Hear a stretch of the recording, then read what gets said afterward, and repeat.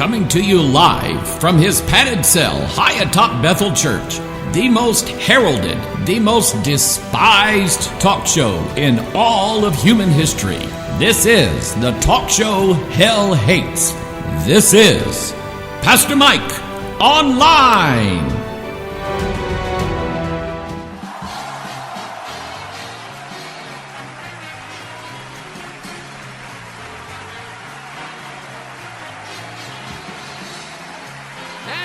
Coming to you live from our top secret broadcasting bunker here at Area 52. This is the talk show Hell Hates.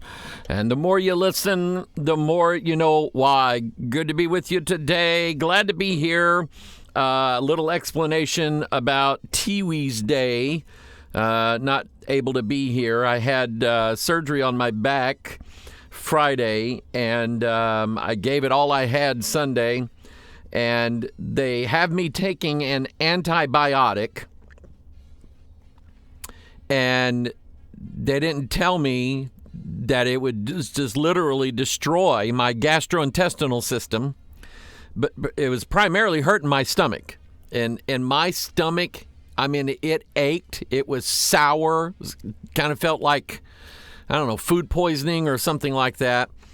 And I didn't get any sleep at all Monday night for some reason, and I was a mess. And I'm tired of missing a PMO. I'm tired of it. So hopefully things will smooth out.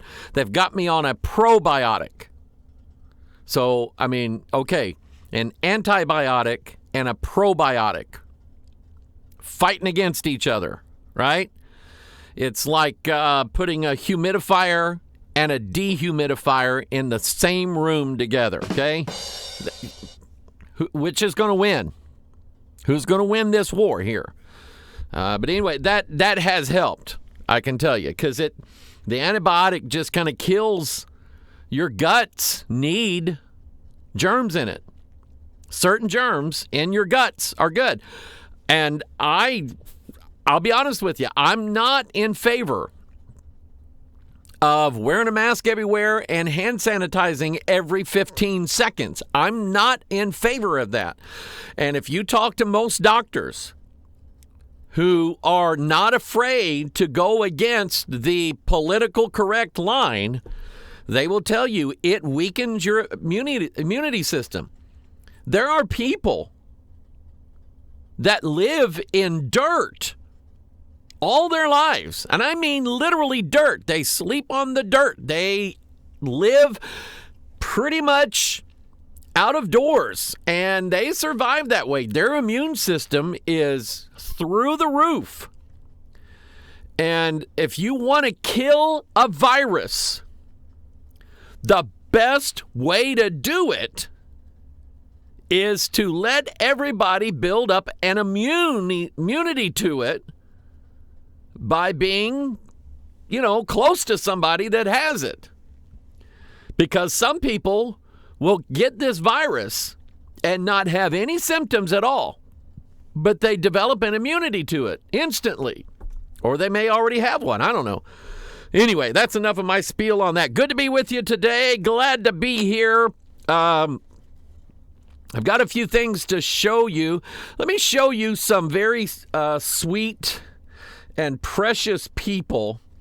Let's see here. I've got another picture I want to. Yeah, let me pull that up here real quick. Double click that, and then I've got another one here.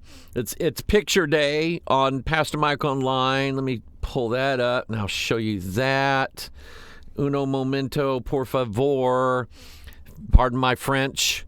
And anyway, let me show you somebody, and we've got good news on this. Oh, come on, really? Okay, there it is. There was, while our team was out this last week, they were out delivering the food to the individual houses. They found this lady just laying there. Now, I want you to notice in the background, There are people walking away from this. And apparently, people had walked by her all day. Shame on you. Shame on whoever walked by this lady. I'm being broadcast in Turkana right now. Whoever walked by this lady, shame on you. But people had walked by her all day. The guys on the motorcycles, these guys work for Eka Yokan Radio in Turkana. They found her. She had passed out from hunger. She fell. It knocked a tooth out. There's a little bit of blood there. I have a more close-up picture, but I'm not showing it to you because she's partially uncovered. And so our guys took her to the hospital in Lodwar, Turkana. And she is now been released. She's been there a week. She's now been released from the hospital.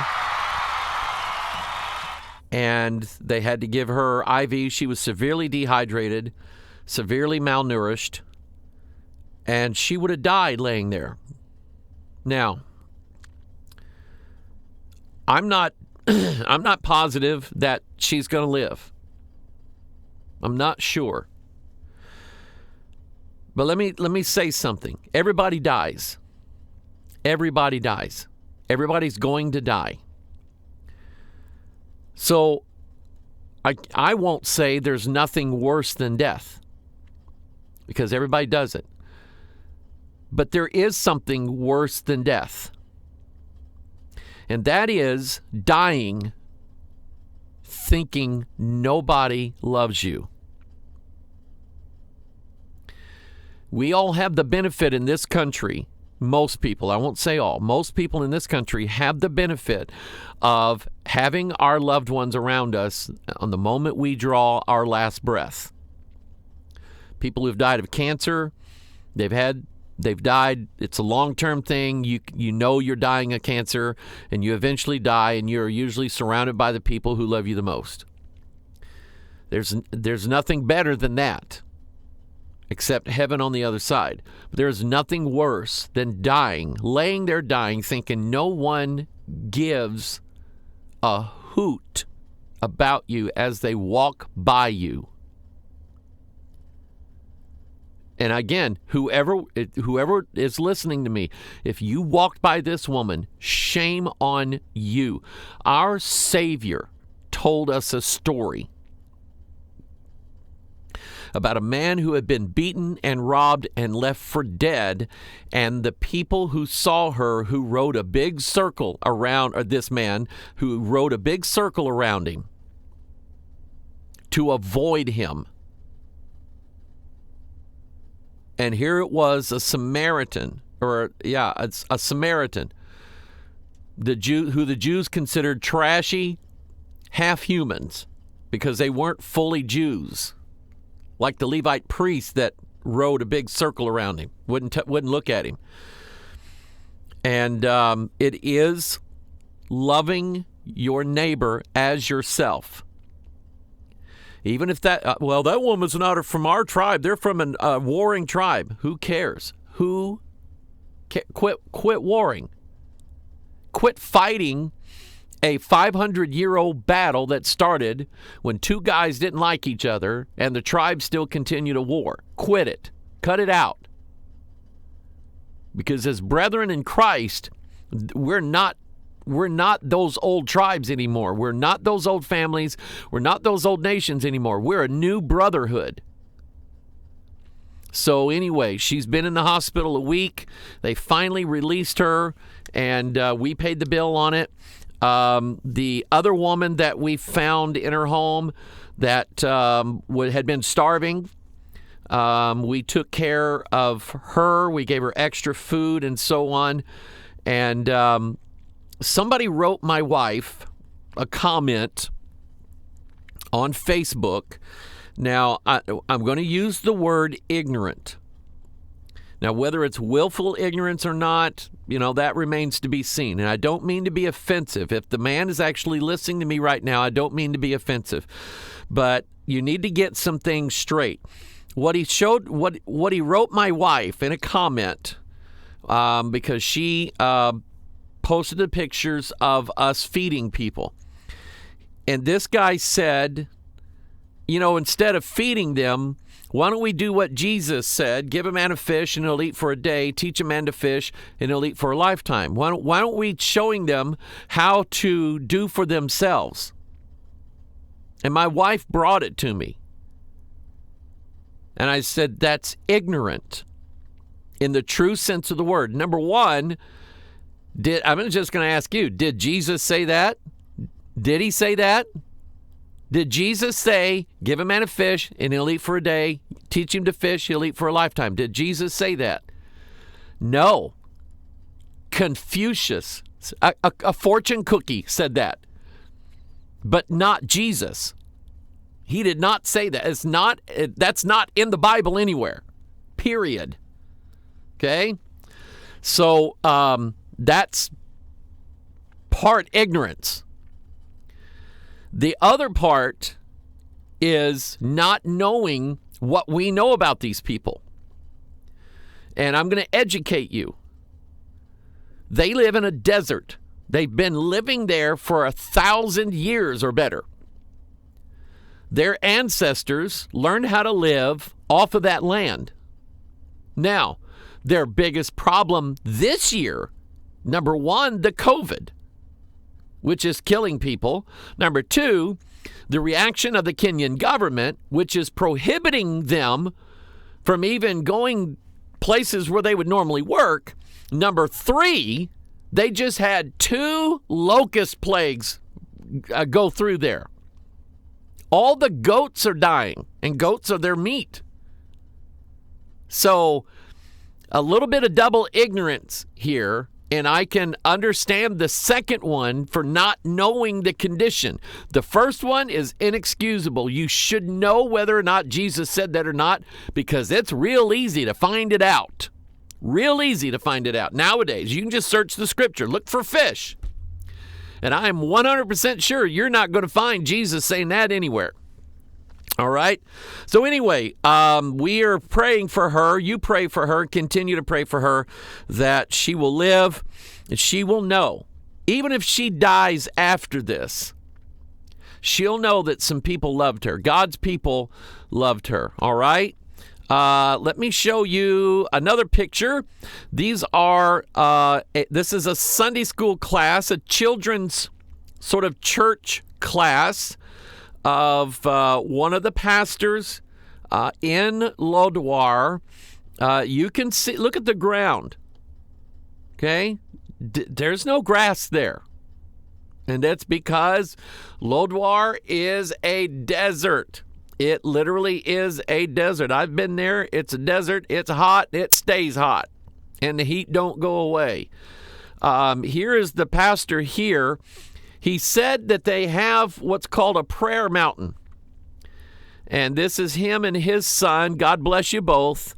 They're on that prayer mountain. This is the area of Turkana in the background. I believe that's Lodwar in the background there. And that was sent to me today, and I just wanted to for you to familiarize yourself with some of the people there and the work they do in the area. You got to love those people. I love them, and I thank God for them all the time. Let me show you, I kind of get into some of the news stories. We're going to be in Daniel chapter 3, and but I got to show you this. This is part of why we are in the trouble that we are in this country. Missouri, and I hate that it's here. Missouri makes history with first black openly gay bishop ordination. Now, I don't care that he's black. I don't care. That does not mean anything to me. Black bishops, white bishops, I love them all. Okay? But he's an open sodomite. And they ordained him. The Episcopal Diocese of Missouri, the Episcopalian religion, is the American version of the Anglican Church or the Church of England. Now, I've preached twice now at the Anglican Church in Samburu. And I can tell you, those people love the Lord, and that pastor loves the Lord. And there's a story I heard about him today that I'm not going to say. But if he's listening to me, I want you to know that you have my absolute utmost respect, admiration, and love. You've got it. Because of something that he did, and I wouldn't dare steal his blessing away, so I'm not going to tell you what he did. But I love that man. He's like number one in my book. So I'm looking forward to being able to come again to Samburu and to Lodwar and to preach, brother, in your church. I look forward to it. I've enjoyed myself both times. I love your people, and look forward to doing it again. So that's one Anglican church that I know of in Kenya that I would absolutely recommend. I would absolutely say, hey, you go to this man's church because I know this man loves the Lord and he loves the Bible. And he likes me. So if you like me, hey, you got to put up with something. So I love him. But here is an Episcopalian, which is the Church of England in America.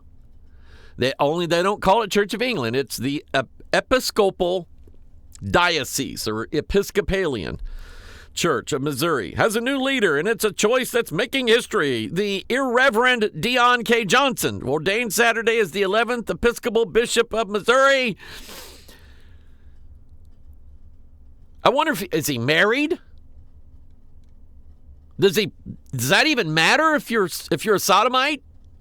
Is he married to somebody, or does he just go from guy to guy, boy to boy? I don't know. But that's kind of stupid stuff that's going on in this country. And you think God just says, oh, that's just normal. I just kind of overlooked that stuff. You think God does that? God didn't do it with Sodom. If you have not listened to the sermon I preached Sunday, it is now available at sermonaudio.com/Bethel, Bethel, not Bethal. It's not Bethel, it's Bethel. House of God is what it means. But anyway, the sermon I preached Sunday morning was called The Revelation of Apostasy. And what has to happen, and what is happening right now, is that God is allowing the fruit of sin to be manifested. A lot of you have told me, Pastor, we were members of a church for years, and all of a sudden we started seeing changes. They were subtle at first, and then they started, welcoming sodomites, and then they started putting them up on the stage, and now they're leading the music, and now they're teaching Sunday school and Vacation Bible School, and now the pastor's talking about we're just going to welcome everybody. We're here with open arms. You come as you are, but they don't change them and make no attempt at changing them. They think that they can make them find Jesus while still living and practicing in open sodomy. That's what they teach. So when you look at that now, if you go to that church, you're looking for a church, right? So you go to First Baptist somewhere, and you go in that church and you sit down, and you find out that the choir leader or the pastor's male son, who's on a committee in the church, or he's a member in good standing in the church, and the pastor praises him because he came out and said, Dad, I'm gay. You get up and walk out of there. You say, nope, we're not going to this church. It's easy now.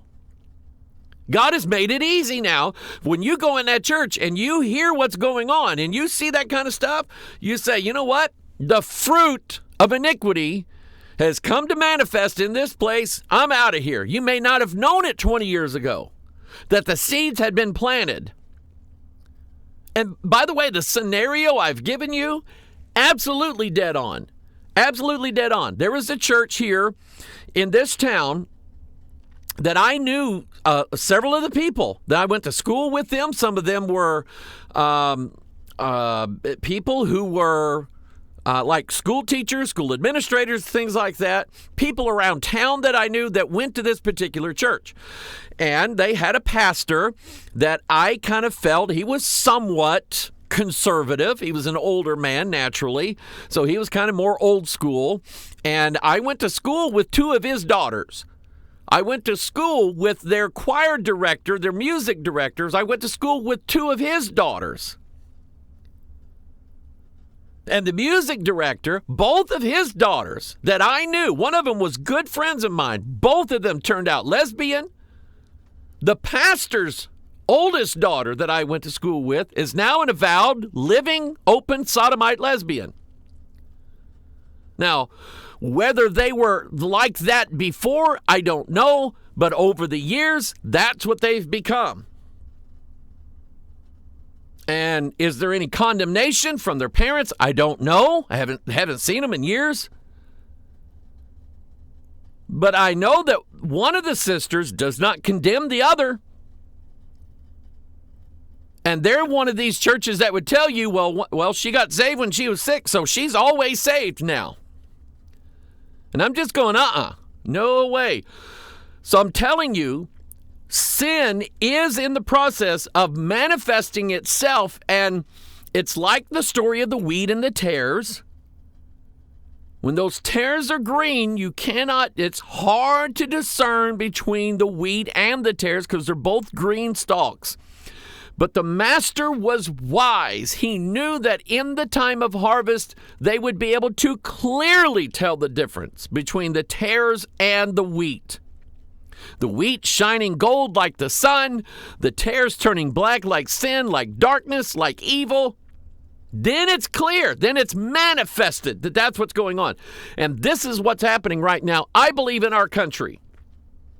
We are learning now which politicians, for those of you who for years were an avowed Democrat because your grandfather was a Democrat and your dad was a Democrat and all your uncles were Democrats and everybody you knew in your family was Democrats, so you were a Democrat. It's kind of like it's in the genes, right? Well, no, my daddy was a Democrat. See, he's got the birthmark here and I got the birthmark here, so I must be a Democrat. And you may have voted for Democrats for years. But now,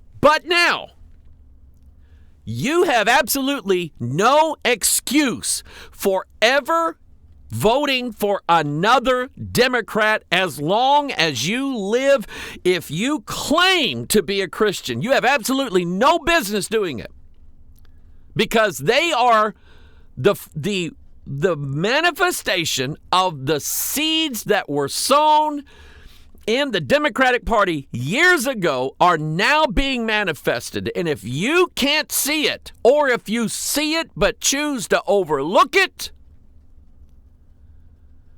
you are just as guilty as they are. So I don't believe that. Read Romans chapter 1. Not only do the same, he says, but them that have pleasure in them that do these things. So if you want to keep saying, I'm a Christian, but I vote Democrat, those two terms now contradict each other. Just as much as light and day are different, the word Christian and Democrat do not go together any longer. That party has manifested itself. The wickedness that exists in it is coming to light. And we're seeing it right now. Let's see here. Let me do this. Oh, look at this. Look at this. Look at this. Look at this. We were out searching for a new refrigerator for the church the other day. And I've been telling you about this phrase, better together. You're going to see it more and more and more. You're going to see it. You're going to see it on television commercials. Better together. You're going to see it in marketing brochures. You're going to see it in signs, like store signs, billboards, magazine ads. Any kind of advertisement, anything where you're not meant to just sit. No one goes. I saw this at a big retail hardware store known across the nation. And no one in the store actually looks at this and stops and goes, I'm pondering this sign. I'm thinking about it. I wonder if they want me to buy this product. No one does that. No one does that. You know what you do? You glance at it. You move on. That was the point. What do you do when you're flipping through a magazine? Which had better be not some dirty magazine. You're flipping through a magazine, you might read an article, but you're turning pages. There'll be a full-page ad for something there. How many times, if it's just a picture and a few words, how many times do you sit and just glare at that ad? Almost never. You're not meant to. You're meant for your eyes to fix on it, and instantaneously you turn the picture, because you know there's not much to read there. Maybe 3 words, 4 words tops. That's what they want you to do. That then is what is known as subliminal suggestion, subliminal advertising, perception without awareness. I've talked about this before. But you're going to see the phrase better together, or there are other phrases. I won't get into that today. But let me tell you what that means. It has a direct connection with Daniel chapter 2. And what we now know is the biggest secret in the entire world. And that is, they shall mingle themselves with the seed of men. Who is they? It is the principalities, the powers, the rulers of darkness, and the spiritual wickedness in high places. That's who they are, and they are going to mingle themselves with the seed of men. Now, what they are doing is they're trying to sell you on the idea. They're trying to stick it in your mind that this is what's coming, and this is actually going to be better for you. If our 2 kingdoms, the one from the heavens and the people of the earth, if our 2 kingdoms merge and join together, then both of us are going to be better together. Now, take a look at this symbol here down at the bottom. Let me zoom in on it. Let's look at this symbol here, okay? What does that look like to you? If you say the yin-yang symbol, you are correct, okay? You win $500. Now, it is the yin-yang symbol. Notice blue and red. What if you fuse blue and red together, what do you get? Purple. What is Mystery Babylon decked in? Purple and scarlet and fine linen, okay? So that's what happens when you fuse blue and red, you're going to get purple. But the yin-yang symbol is all about the joining of things that are opposite, such as black and white, light and darkness, good and bad, clean and unclean, religious and profane, the heavens and the earth, all joined together. That's what that symbol means. You could say that the little S that it makes in the middle, it could be a smile. Yeah, it could be a smile. Or it could represent, because of its shape, what does an S look like? If you were to name an animal that looks like the letter S, which one would you name? You're right again, a serpent. That's another $500 for you, okay? By the way, I'm not paying you $500. That's the $500 you're going to pay me for getting the answer right. All right. Anyway, so that's the meaning. And by the way, brilliant. That represents light. Lucifer. Okay, the light bearer. All right. Now, let's go up to this here. And notice what you see here.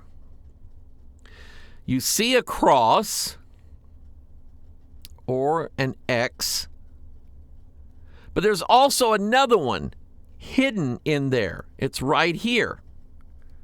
Okay? It's 2 crosses joined together. 2 chromosomes. And you know what the word chromo and chromosomes means? Color. Kodachrome was a Kodak camera, and it was a color camera. That's why they called it Kodachrome. Chromatic Kodak camera. It was a color camera, and that's what it means. That's what the chroma in chromosomes mean. It means colors. And in this case, if you were to pick a number of what this symbol means, what number would you pick? If you say 7, you're wrong. If you say 6, you're wrong. If you say 4, you're correct. It's another $500. Okay? I love this game show. It's great. But notice the colors that are used. Okay? Red, green, yellow, and blue. Now let me show you what those mean. The yellow represents the sun that's in the air, the sky. That's the air.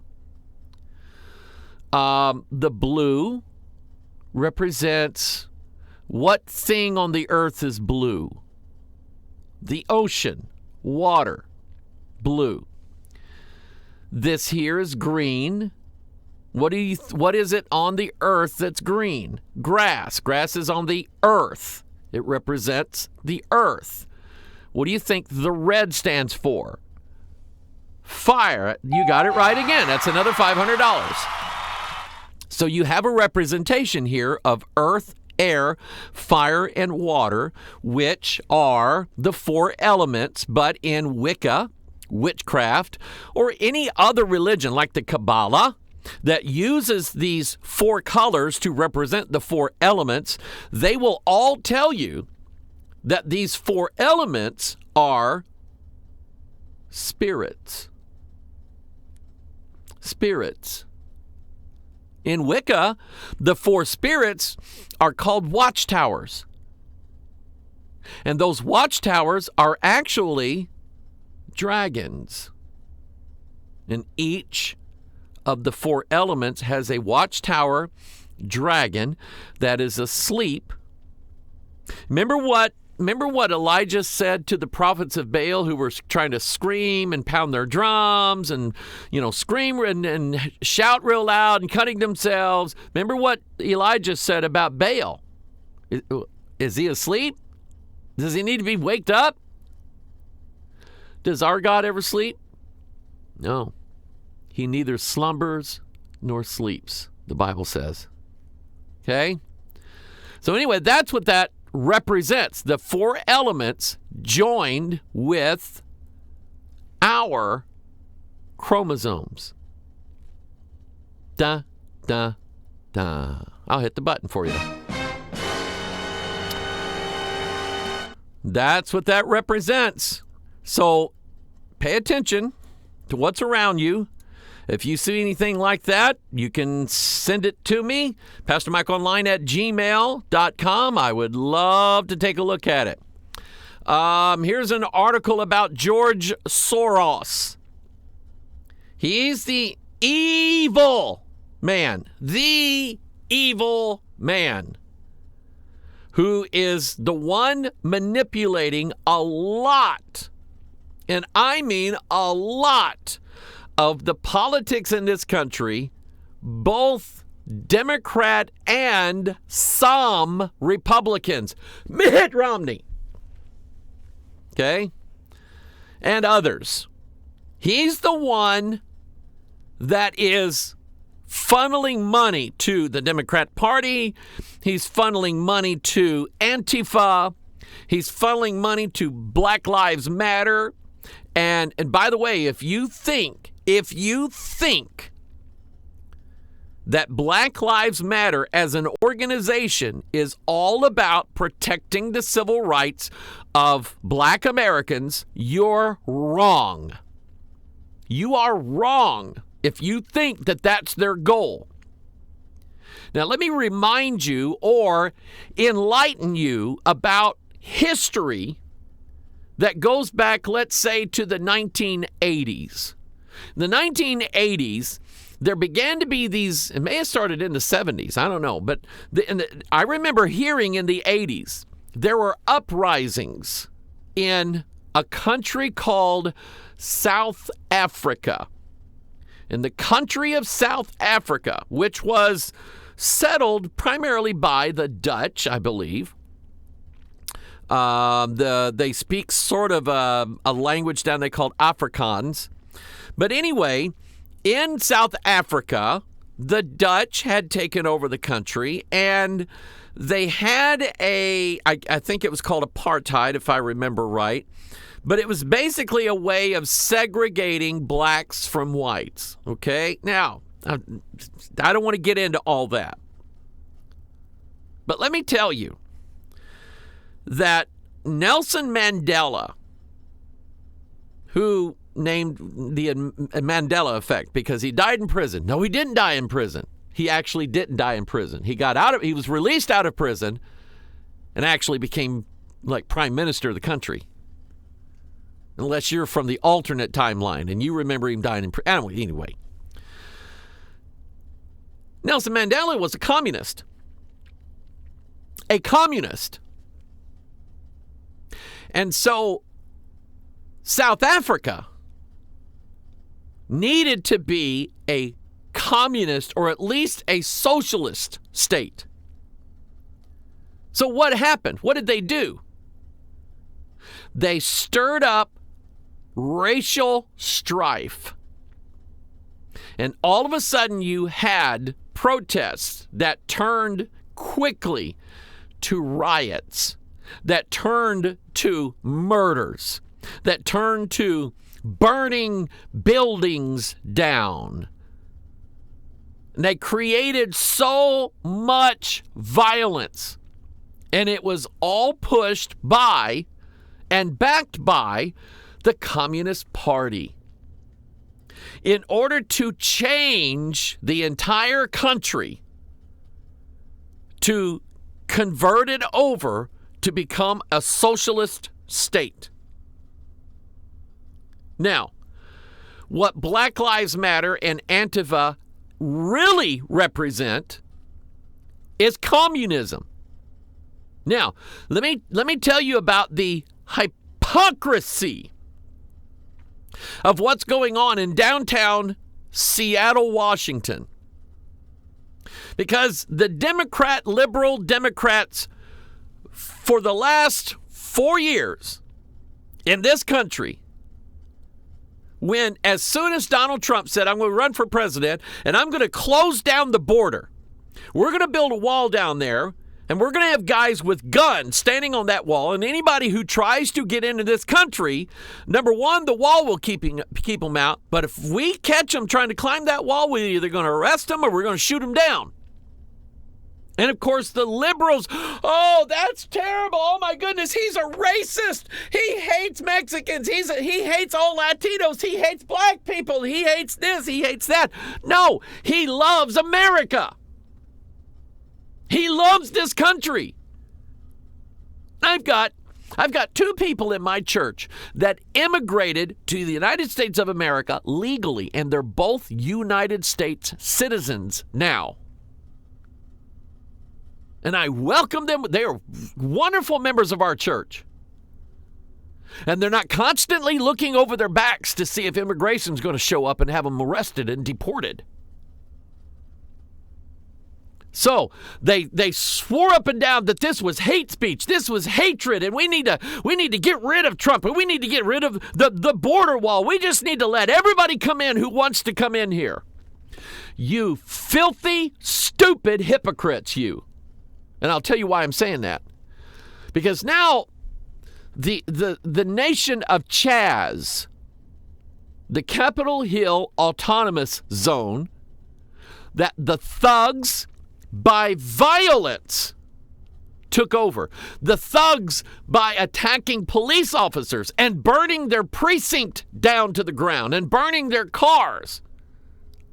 The dangerous, armed, rapist, child pornographers, thugs, pedophiles, killers took over the central part of Seattle, Washington, which it was liberal enough.